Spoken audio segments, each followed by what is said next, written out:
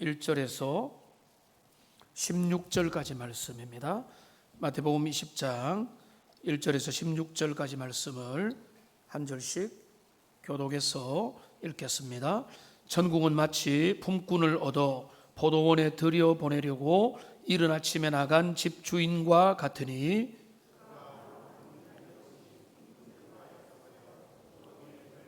또 제3시에 나가보니 장터에 놀고 서 있는 사람들이 또 있는지라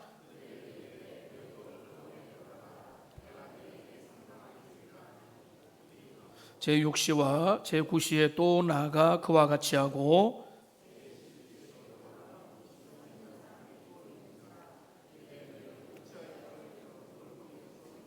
이르되 우리를 품꾼으로 쓰는 이가 없음이니이다. 이르되 너희도 포도원에 들어가라 하니라.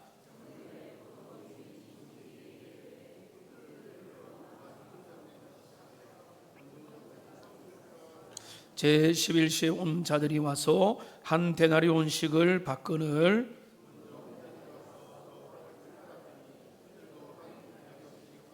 받은 후 집주인을 원망하여 이르되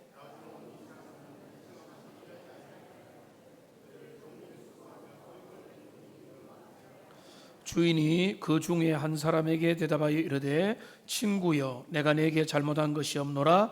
내가 나와 한 데나리온의 약속을 하지 아니하였느냐.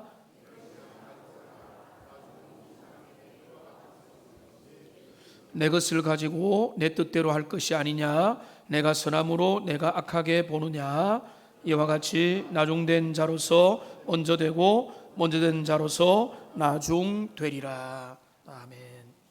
우리 한번 인사하고 말씀을 듣겠습니다. 주의 말씀을 사랑합니다. 한번 인사하겠습니다. 우리 한 번 더 인사하겠습니다. 말씀의 은혜 받읍시다. 이렇게 인사하겠습니다.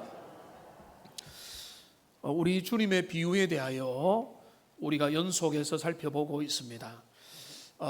그 비유는 주로 천국에 대한 비유입니다. 천국. 근데 천국에 대한 비유를 우리 주님이 왜 여러 가지로 말씀하셨을까? 그거는 이런 겁니다. 천국은 다양한 성격과 다양한 특징과 모습을 가지고 있기 때문에 우리는 퍼즐 조각을 이어서 어느 정도 맞추면 그림이 되는 것과 같은 그런 원리입니다. 천국은 이거다. 그러면 그것만 있는 게 아니라 천국에 또 다른 모습들과 또 다른 모습들이 있는 것입니다.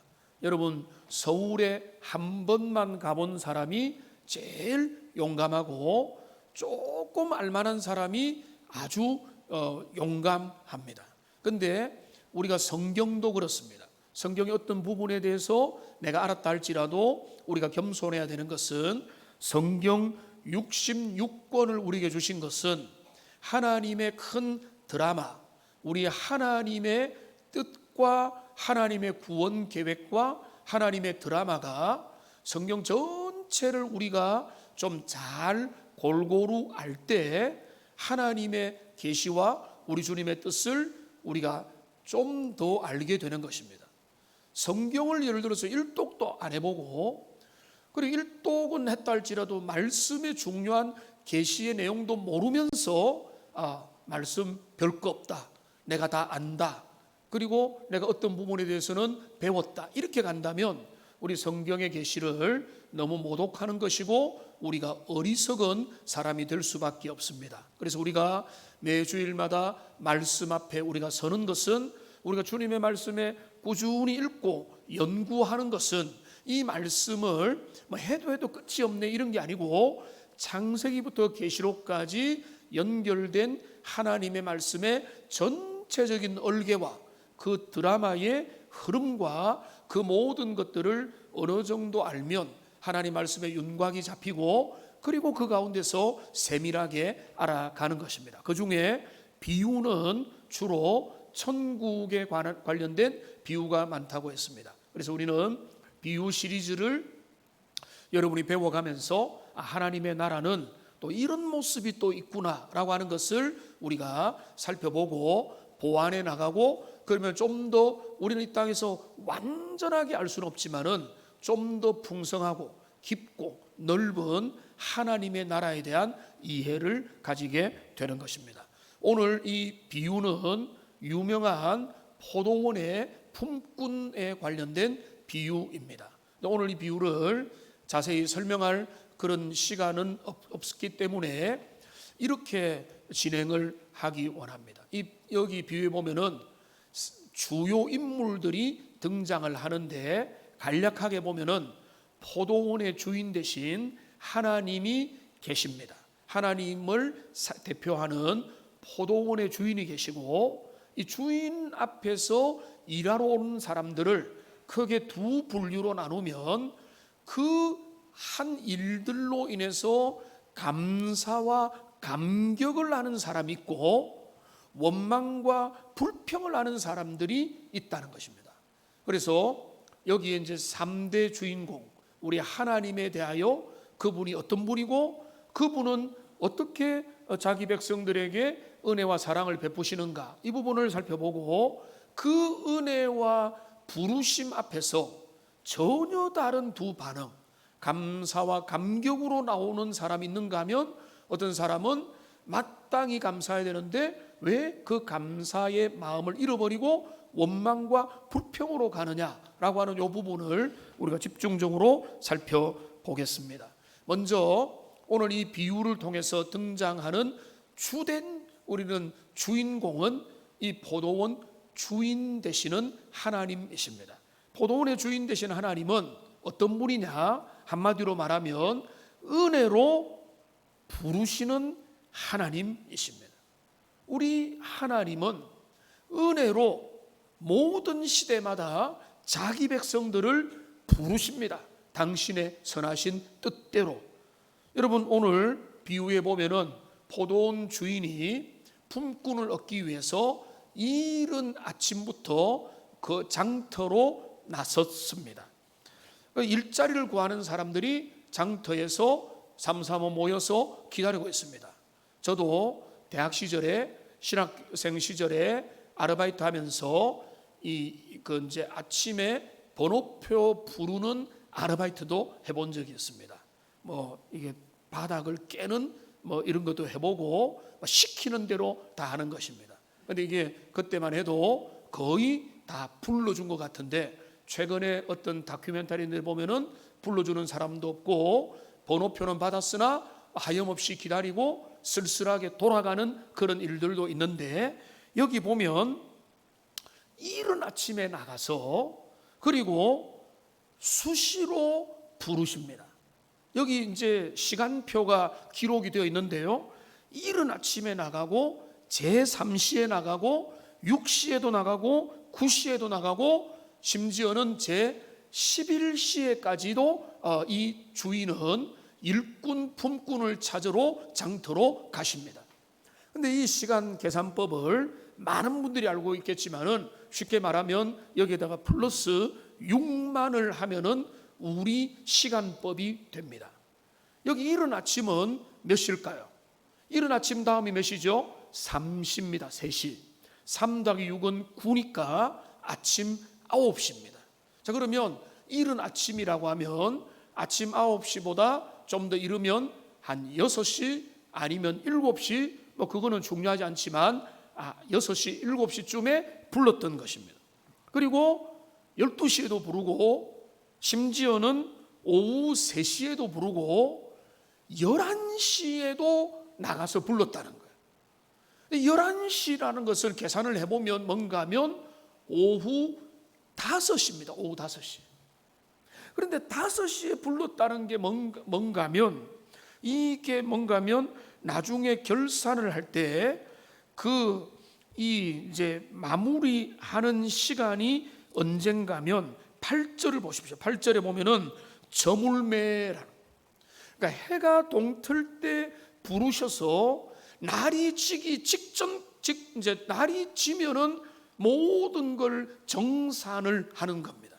그러면 오후 5시에 온 사람은 몇 시간 일을 한 거죠? 이 본문에 힌트가 있죠. 여기 나와 있습니다. 12절에 보니까 이 사람들은 1시간밖에 일하지 아니하였다. 1시간인지 뭐 50분인지 1시간 30분인지 그거는 중요한 게 아니에요. 하여튼 간에 그러니까 이 말은 무슨 말인가 하면 해질 때가 몇 시라는 겁니까? 오후 6시쯤이라는 거예요.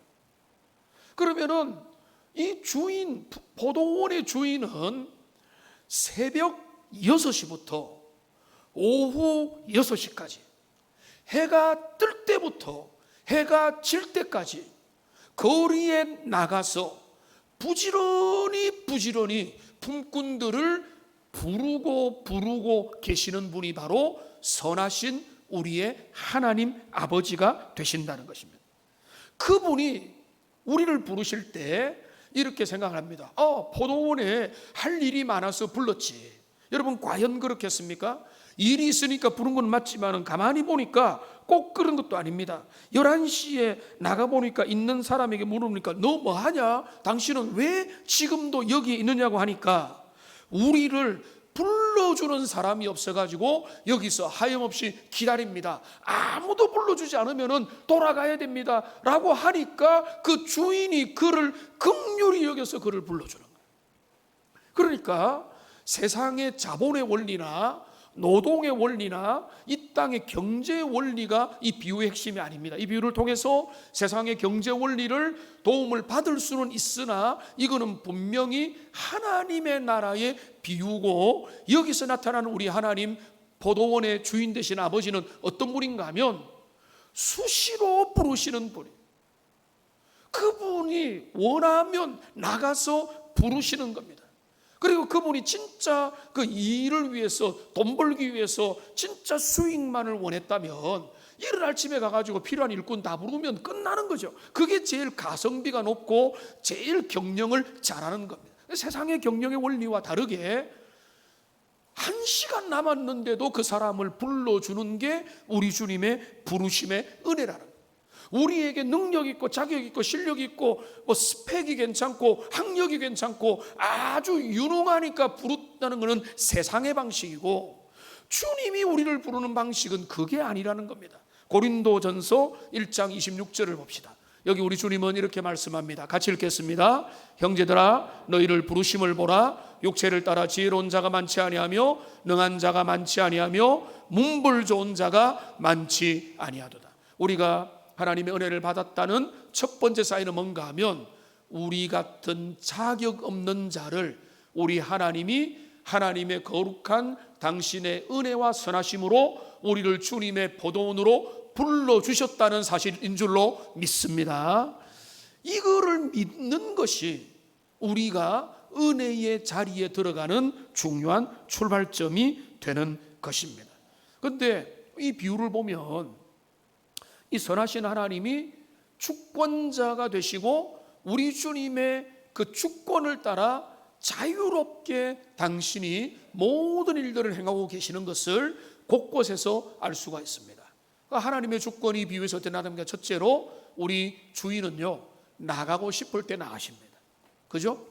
일찍부터 그 다음에 또 나가고 오후 5시 해가 지기 직전까지 우리 선하신 주님은, 포도원 주인은 그 거리로 나가서 택한 자들을, 예비한 자들을 불러 오시는 겁니다. 나가시는 자유입니다. 그 다음에 두 번째 뭡니까? 나가고 싶을 때 나갈 뿐만 아니라 그 기다리는 자들 중에서 부르고 싶은 자를 부르시는 겁니다. 장터에 기다리는 모든 사람을 다 부르면 좋겠지만 이거는 어떻게 되는가 하면 그 모든 사람들 중에 그가 단지 부르고 싶은 자를 부르시는 겁니다. 그건 뭡니까? 다만 그분의 은혜입니다. 다만 그분의 선택입니다. 그러니까 우리가 실력 있고 우리가 능력 있고 우리는 좀 더 예쁘고 우리는 좀 더 자격이 있어서 우리를 불렀다고 생각하면 그거는 오만이고 착각이고, 그 주인이 거리에 나가가지고 그 장터에서 나가고 싶은 시간대에 나가서 그 나간 자리에서 필요한 자들을 그냥 불러내시는 겁니다. 그 다음에 여기 비유해 보면 또 놀라운 게 뭔가 하면 지불하는 임금을 정산하는 순서에도 역전이죠. 누구부터 지불합니까? 오후 5시에 온 사람부터 지불을 하는 거예요. 그 다음에 또 어떤 게 그분의 주권입니까? 지불하는 방식도 임금의 금액도 그분의 주권이에요. 마지막 온 사람에게도 한 데나리온 주고 중간에 온 사람 첫 사람에게도 동일한 구원의 은혜로 상징되는 같은 은혜를 주시는 거, 내 뜻대로 하는데 그것을 너가 악하다고 하느냐. 15절을 보십시오. 여기 우리 주님이 이렇게 이야기를 하십니다. 내 것을 가지고 내 뜻대로 할 것이 아니냐, 내가 선함으로 네가 악하게 보느냐. 그러니까 우리가 여기에서 읽어야 될 것은 우리 하나님은 주권자가 되시고 당신이 원하면 어떤 것도 나가시고 어떤 자도 부르시고 어떤 자도 부르지 않으실, 그리고 그들에게 충분한 은혜와 구원을 베푸실 능력과 권능과 주권을 가지고 계신 분이라는 것을 우리가 알게 되는 것입니다. 여러분, 신앙의 초기에는 내 필요에 응답하는 하나님으로 만족하고 하겠지만은 기독교 세계, 말씀의 세계로 들어갈 때 만나게 되는 신앙의 가장 중요한 것은 뭔가 하면 하나님의 주권을 인정하는 것입니다. 하나님의 주권을 인정하는 것에 가장 중요한 상징이 있죠. 그게 뭡니까?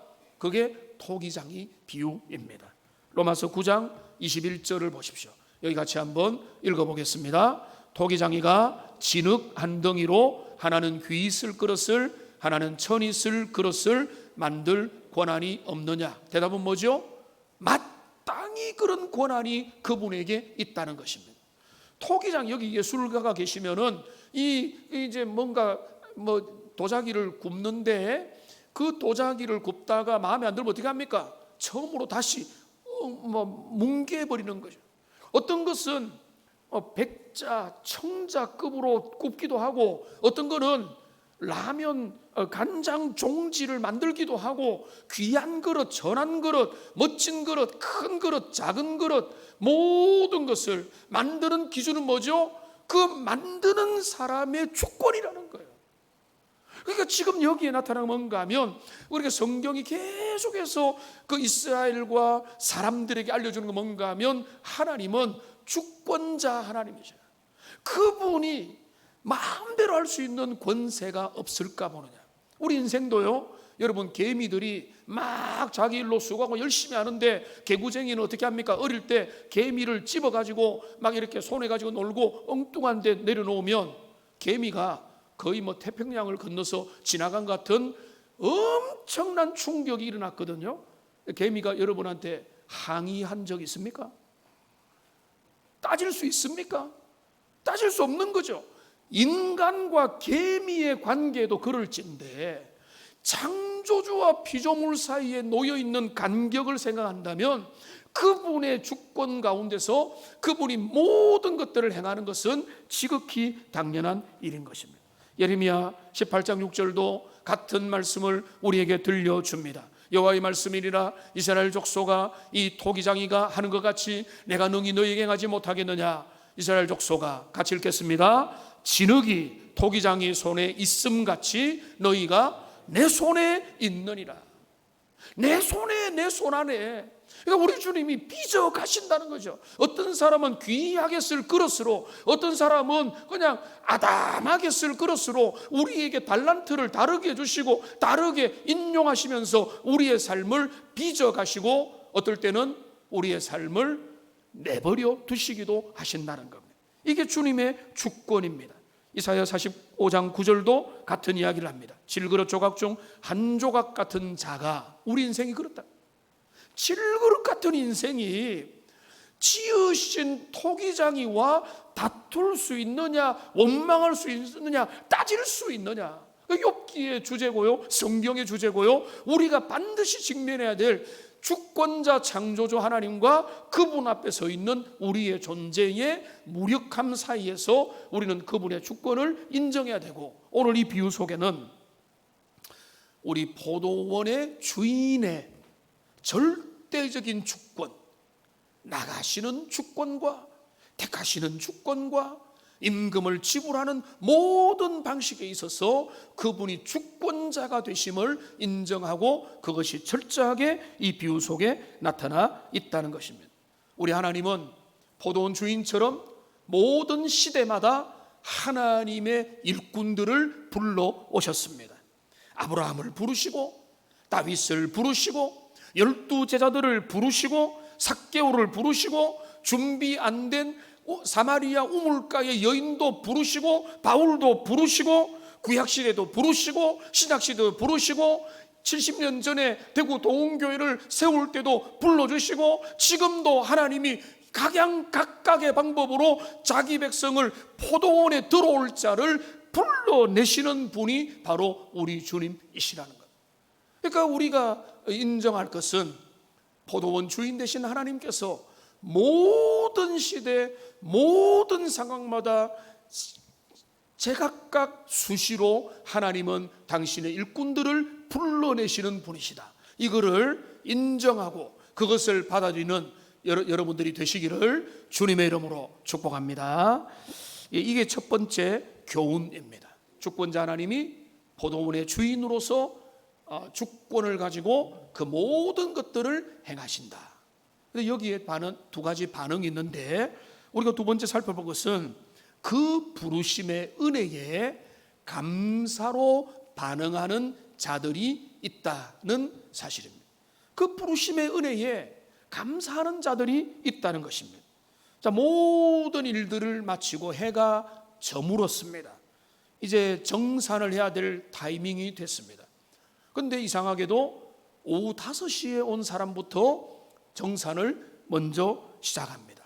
그런데 이 사람에게는 뭐라고 했는가 하면 내가 너에게는 당신들에게는 적당히 주리라 라고 이야기를 했습니다. 근데 일을 1시간이지만 했지만은 다른 사람의 이야기를 들었을 수도 있습니다. 첫 번째 이 일찍 온 사람에게 그날의 하루 일당에 해당되는 한 데나리온을 준다고 했으니 어쩌면 우리는 한 50% 정도를 받을까 아니면은 3분의 1은 받겠지 이런 마음으로 그 정산대 앞에 딱 섰는데 얼마를 받는가 하면 한 데나리온을 받은 거예요. 그러니까 그 사람도 한 데나리온 받고 오후 3시에 온 사람이나 12시에 온 사람들도 한 데나리온을 받으니까 그들의 마음이 어떻겠습니까? 그들의 마음에는 내가 일한 것은 이만큼인데 내가 너무나 놀라운 은혜의 보너스와 선물을 받았다고 하는 그 감사와 감격, 그 포도원 주인에 대한 고마운 마음들이 그 속에 생겨나게 된 것입니다. 왜냐하면 이들은 내가 일한 것보다 더 놀라운 대우를 그 주인으로부터 받았다고 여기기 때문에 그런 것입니다. 여러분, 은혜를 말하는 사람은 어떤 자일까요? 내 삶에 당연한 것은 하나도 없다고 여기는 사람은요, 모든 것을 은혜로 여기게 될 줄로 믿습니다. 이거는 당연한 거야. 내가 노력한 거야. 얼마나 고생했는 줄 아느냐? 남들 싫은 소리 들으면서 바득바득했다. 그런 사람에게는 은혜라는 게 없어요. 왜냐하면 내 노력이고 내 실력이고 내 능력이고 기껏하면 행운이고 하나님을 모르는 사람은 하늘이 도왔다 이 정도까지 되겠죠. 그러나 내가 내 삶에 누리는 것, 가진 것, 행했던 것, 이 모든 것들은 내 능력과 내 실력으로 가진 게 아니라 그 이상의 하나님의 은혜의 선물이라는 것을 느낄 때 거기에서 감사가 나오는 것입니다. 며칠 전에 이사신방을 했습니다. 최근에 이사신방 제가 기분이 좋은데요, 다음에 그 설교를 한번 하려고 하는데 이사를 예정하는 분들은 교회 가까이로 오십시오. 어떤 분의 고백입니다. 내가 젊을 때는 이사 기준이 직장 기준이었고 다른 기준이었는데 교육 기준이었는데 내가 신앙이 좀 들고 보니까 믿음의 기준으로 교회 기준으로 예배 기준으로 바뀌더라 이렇게 말을 하던데요. 그 이사가 좋은 집으로 이사를 했습니다. 그래서 신방을 하고 아주 아름다움을 함께 봤지만은 제 본문은요 일종의 경고의 본문을 정했습니다. 신명기의 말씀. 근데 그거는 뭔가 하면 네가 땅을 얻고 나무를 가지고 좋은 열매를 가지고 네가 짓지 아니하는 집을 짓고 모든 것을 누리고 평안할 때에 너는 너를 애굽에서 인도해낸 하나님의 은혜를 잊어버리지 말라고 하는 그 말씀을 그에게 전해줬고 아멘으로 받았고 함께 그거를 확인을 했습니다. 그러니까 우리가 중요한 건 뭔가 하면 지금 내가 누리는 거, 내가 어떤 노력을 했겠죠, 수고했겠죠, 열심히 했겠죠. 그런데 여러분, 물질 하나를 봐도 열심히 수고한다고 다 물질의 복을 받습니까? 아닙니다. 밤에 잠을 안 자고 수고해도요, 밑 빠진 독이 될 수 있고 엉뚱한 데서 돈이 다 들어가가지고 우리는 물질을 못 먹을 수 있어요. 근데 하나님께서 우리를 지켜줄 때 물질의 은혜를 누리는 것이고 건강의 복도 누리는 거고 이 땅의 가정의 복도 누리게 되기 때문에 우리가 이 땅에 살아가는 모든 것이 우리 주님의 선물임을 항상 인정하면서 믿음으로 빚진 자의 마음으로 살아가는 하나님의 사람들이 되시기를 소망합니다. 그래서 이거를 느낀 사람이 이 바울이죠. 바울은 그의 삶을 이렇게 정리합니다. 로마서 1장 14절 말씀 같이 읽겠습니다. 헬라인이나 야만인이나 지혜 있는 자나 어리석은 자에게 다 내가 빚진 자라. 바울이 헬라인과 야만인과 지혜인 자에게 대출 받았습니까? 대출 안 받았어요. 여기 빚진 자라는 뭔가 하면 복음의 빚을 졌다는 거예요. 어떤 빚? 비유해서 말씀드렸죠. 1만 달란트, 도무지 갚을 수 없는 엄청난 빚을 탕감받은 자로 주님 앞에 섰기 때문에 그 은혜를 되돌아보니까 내가 믿지 않은 사람들, 내 주변에 있는 사람들에게 그 복음의 빚을 진 자라고 하는 그런 마음이기 때문에 그 빚을 갚을 수 없지만 나는 내 인생을 통해서 그 빚을 내가 정말로 갚는 마음으로 이웃에게 전도하고 복음을 전하고 이렇게 하겠다, 그렇게 된 것입니다. 여러분, 누가 이 비유에서 은혜에 대한 감사가 가득할까요? 늦게 부름받은 자, 오후 5시에 부름받은 자, 그를 불러주는 자도 없고 일할 기회도 없고 그래서 어쩔 수 없이 장터에서 노는데 사람들은 비웃고 있는 그 상황 가운데서 그 주님의 주권에 의해서 부름받은 그 은혜가 감사할 때에, 그 은혜를 마음에 느낄 때에 그는 주인에 대한 감사와 감격으로 나가게 되는 것입니다. 근데 여기 전혀 다른 사람이 있습니다. 원망하는 사람이 생겨났습니다. 부르심의 은혜에 감사하지 못하는 자들이 생겨나게 되었다는 것입니다. 그러니까 여기 원망하는 자들은 처음부터 원망하는 사람들이 아니었습니다. 처음에는 아침 일찍 부름받아서 역시 우리는 괜찮은 조건사원데 부름받았구나 생각하면서 땀 흘리고 일하는데 중간에 누가 들어옵니다. 또 이후에도 누가 옵니다. 몇 시간 후에 들어옵니다. 나중에는 일을 마무리할 때쯤 돼가지고 온 사람도 왔는데 나중에 모든 걸 결산하는데 보니까 주인이 똑같은 한 데나리온으로 주시니까 그때부터 어떤 마음이 생깁니까? 원망하고 불평하고 시기하는 마음이 그 속에 생겨나게 되는 것입니다. 그러니까 마지막 사람에게 한 데나리온을 주니까 우리는 적어도 몇 배 열심히 일했으니 한 2배 또는 50% 이상의 보너스나 더 많은 보상을 받을 수 있겠구나라고 잔뜩 기대를 했는데 한 데나리온을 받으니까 그 기대가 실망으로 바뀌고 실망이 원망으로 바뀌게 되면서, 그래서 그는 이제 다른 사람을 미워하고 그 주인마저 원망하는 그런 불쌍한 지경에 이르고 말게 되는 것입니다. 우리가 이 비유의, 천국 비유의 본문을 오늘날 이 세상의 경제 원리로 대입했다가는 난리가 날 것입니다. 세상의 경제 원리와 전혀 다른 하나님의 나라의 구원의 원리가 여기에 나타나기 때문에 그렇습니다. 그런데 이렇게 원망하는 사람에게 이 주인은 뭐라고 이야기하십니까? 14절을 보십시오. 내 것이나 가지고 가라. 나중 온 이 사람에게 너와 같이 주는 것이 주인의 뜻이라는. 우리는 신앙생활 조금 관심 있는 분은 하나님의 뜻에 대하여 궁금해합니다. 젊은 친구들도 믿음 생활 좀 하면 제일 궁금한 게 하나님의 뜻이 뭐냐? 저는 좀 이해가 안 돼요. 하나님 뜻은 여기 성경에 다 나와 있어요. 제발 어디 산기도 가고 이상한 데 머리 밀어서 하나님의 뜻을 알려고 하지 말고 성경 속에 주님의 뜻은 다 있어요.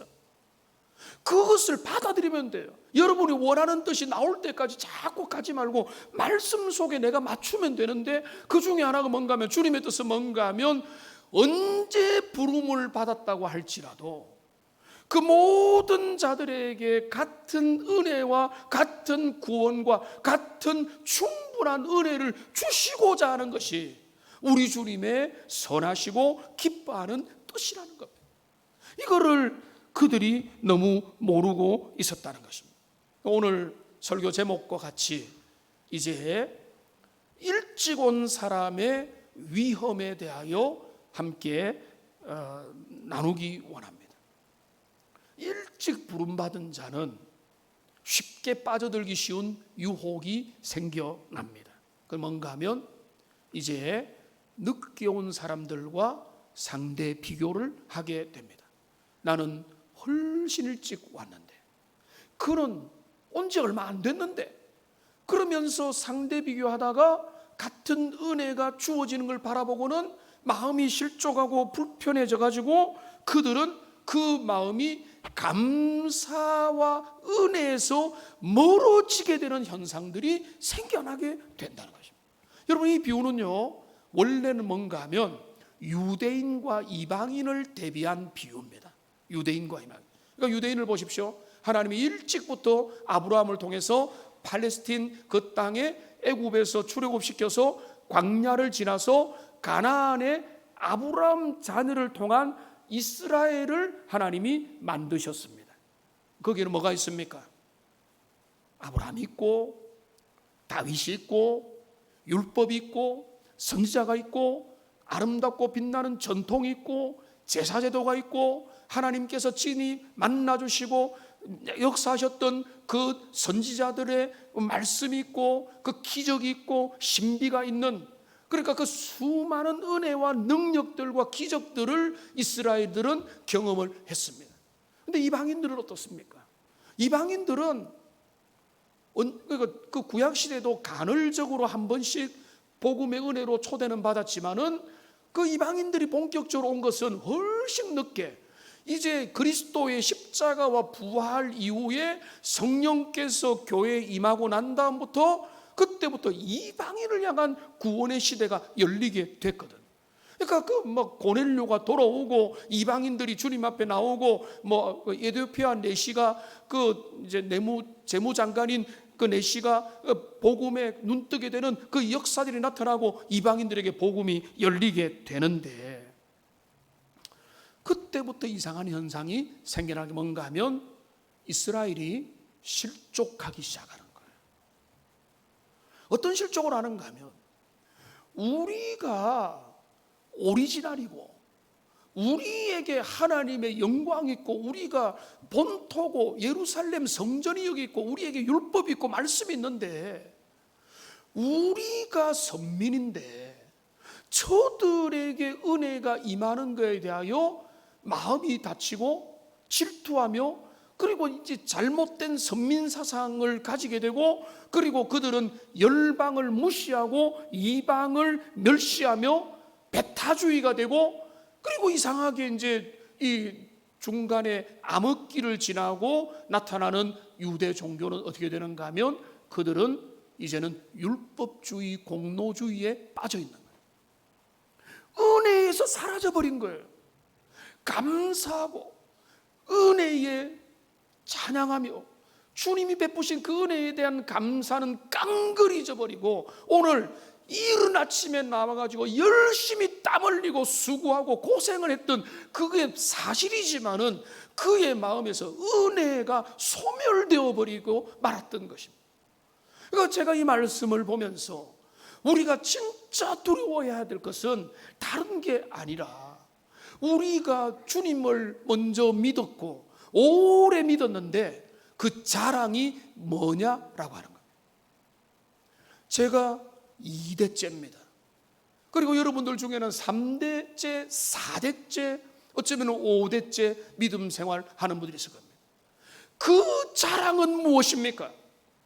여러분이 신앙의 뼈대가 깊다라는 것을 자랑하려면 그 마지막 뼈대의 그 후손들이 믿음 생활 잘하고 은혜에 충만하다면 남들이 그거를 빛나게 볼 거예요. 역시 믿음의 뼈대다.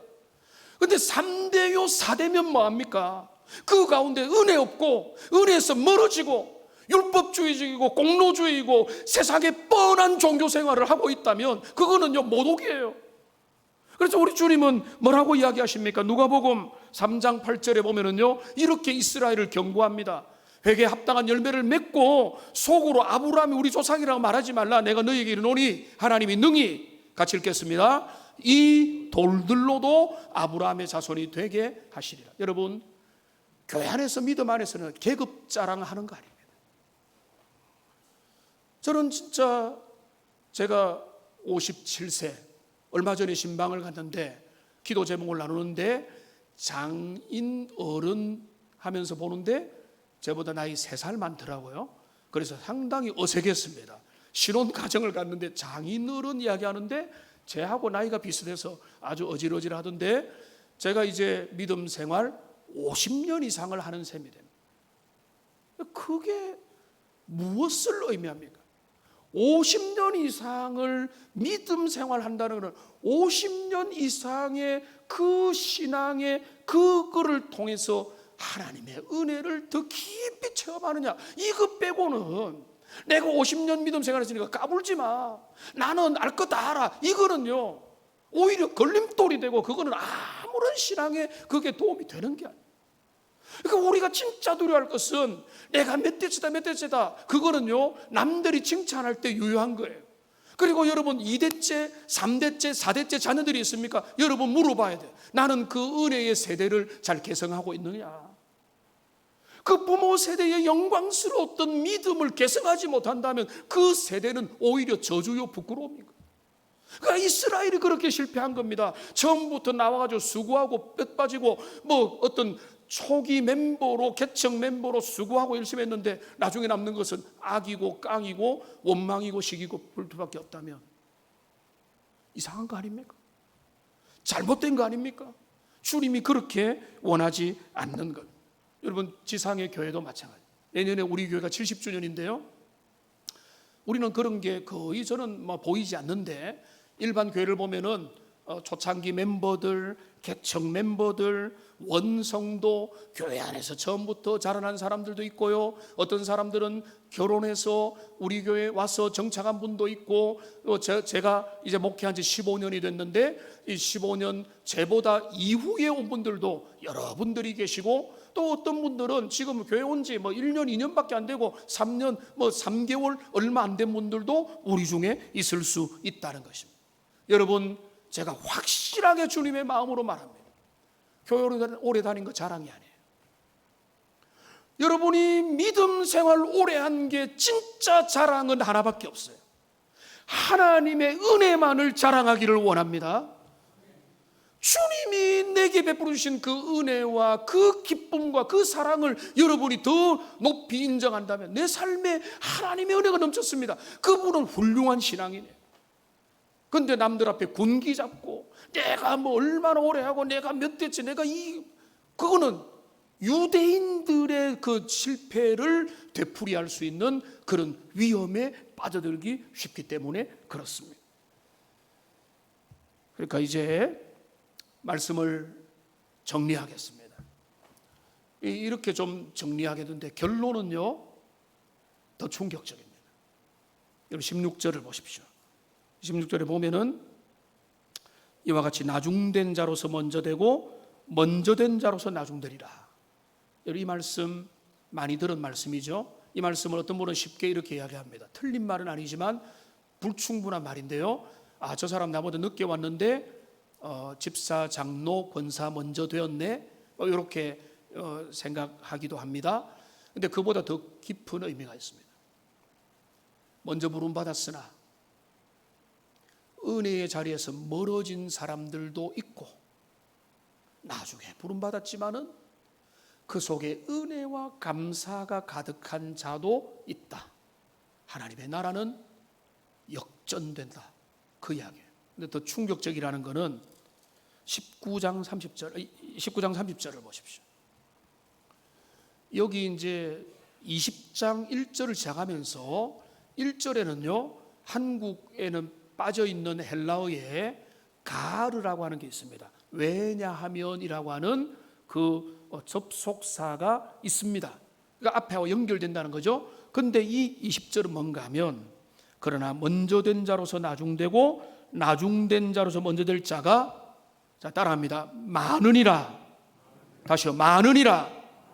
이게 충격이라는, 한 번씩 있다가 아니라 계속해서 역전된다는 거예요. 먼저 부름을 받아서 수고하고 땀 흘리고 헌신하고 고생했는데 그에게 은혜가 없어요. 그런데 어떤 사람은 나중에 왔는데 은혜의 사람으로 머물러 있더라. 그런데 이런 일이 작지 않고 많더라는 겁니다. 이게 우리를 힘들게 하는 거고, 우리를 두렵게 하는 거고, 우리를 돌아보게 만듭니다. 오늘 설교 제목입니다. 은혜 없음을 경계하라.